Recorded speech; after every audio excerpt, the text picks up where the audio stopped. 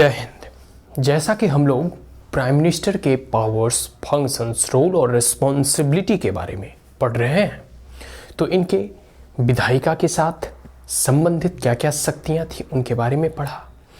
इनके जो है प्रेसिडेंट के साथ क्या शक्तियां और संबंधित, उनसे संबंधित क्या क्या इनके पास जिम्मेदारियां और शक्तियां हैं उनके बारे में पढ़ा। अब हम इनके कुछ अदर फंक्शंस, ठीक है, के बारे में भी जानते हैं और इनके अदर पावर्स के बारे में भी, क्योंकि प्राइम मिनिस्टर अपने आप में एक वैसे व्यक्ति होते हैं जैसे कह सकते हैं ना कि चंद्रमा चमक रहा हो और उसके साथ साथ कई एक गगन में तारे भी, लेकिन चंद्रमा का अपना एक अलग लाइट और आभा होता है जो पूरी की पूरी इस पृथ्वी को प्रकाशमान बनाता है रात्रि में भी।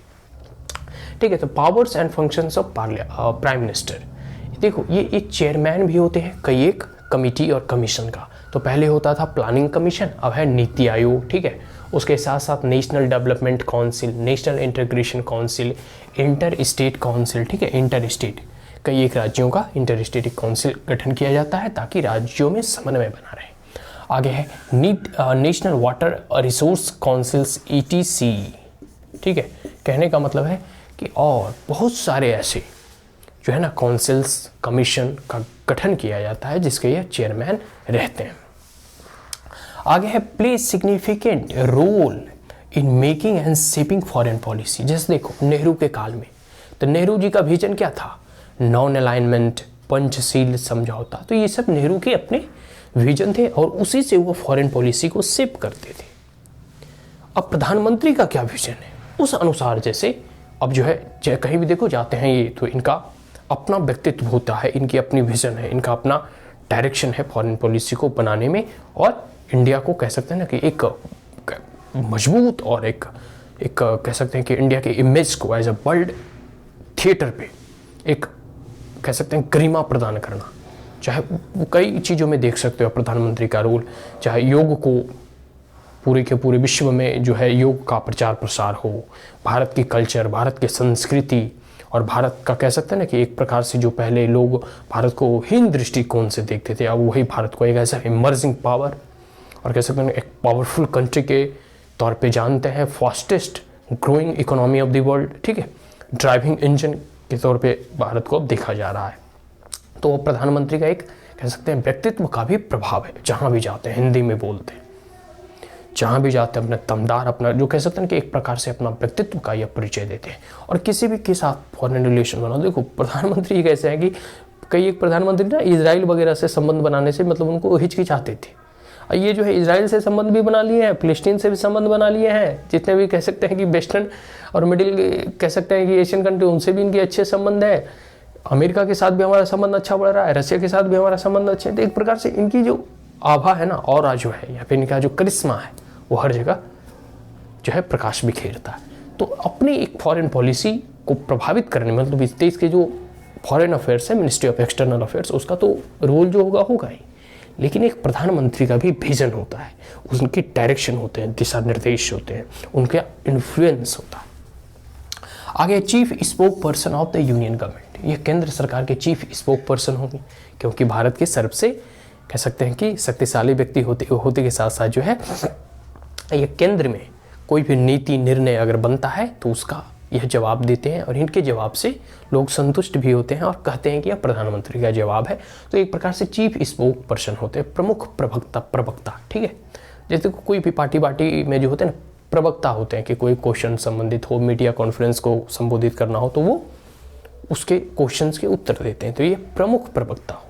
आगे क्राइसिस मैनेजर इन चीफ, देखो क्योंकि यह पूरी की पूरी अथॉरिटी इनके हाथ में, यह रियल हेड ऑफ द कह सकते हैं कि भारत में कहे मतलब सबसे शक्तिशाली व्यक्ति प्रधानमंत्री, और पूरी की पूरी अथॉरिटी इनके अंडर में आती है। तो कोई भी कहीं भी क्राइसिस हो जाता है, इमरजेंसी वगैरह आ जाता है, कहीं साइक्लोन आ गया, कहीं तूफान आ गया, कहीं फ्लड आ गया, कहीं ड्राउट आ गया, किसी भी प्रकार की जैसे आपदा आई, कोविड-19 आया, हेल्थ क्राइसिस है, इस पर लॉकडाउन लगाना हो, किसने लगाया?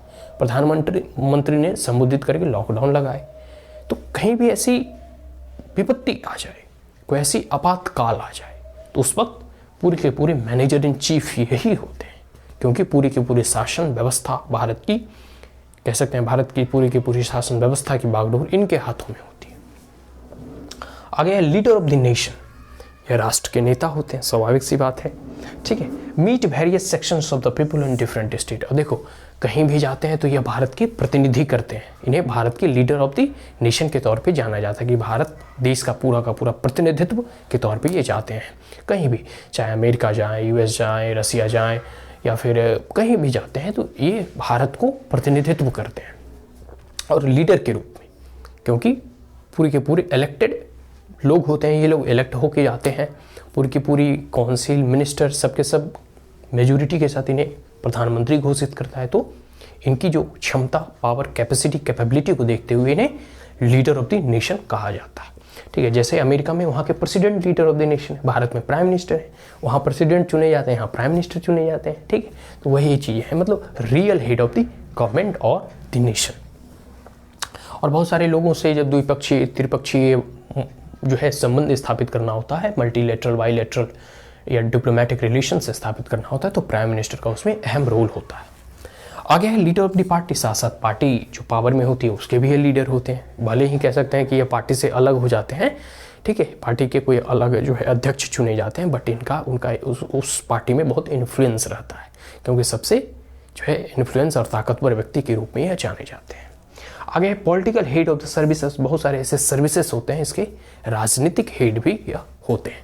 तो एक प्रकार से हमने उन्हें प्रधानमंत्री के और अदर्स, मतलब बहुत सारे ऐसे कार्य हैं प्रत्यक्ष या अप्रत्यक्ष रूप से, उसके बारे में इस पूरी की पूरी वीडियो में जान लिया और ऑलरेडी हम लोग इनके पावर्स एंड फंक्शंस के बारे में डिस्कस कर चुके हैं। ठीक है, तो एक प्रकार से कह सकते हैं कि प्राइम मिनिस्टर के रूल्स, पावर्स, फंक्शंस, इनके अपॉइंटमेंट, ओथ सेरेमनी, सारे के सारी चीज़ कंप्लीट हो चुका है। आशा करता हूँ कि यह वीडियो आपको अच्छा लगा हो, तो आप हमारे चैनल को लाइक, शेयर और सब्सक्राइब कर सकते हैं। Also press the bell icon and if there were any queries, comment, suggestion, advice, you may comment in the comment box. Thank you once again, have a great day.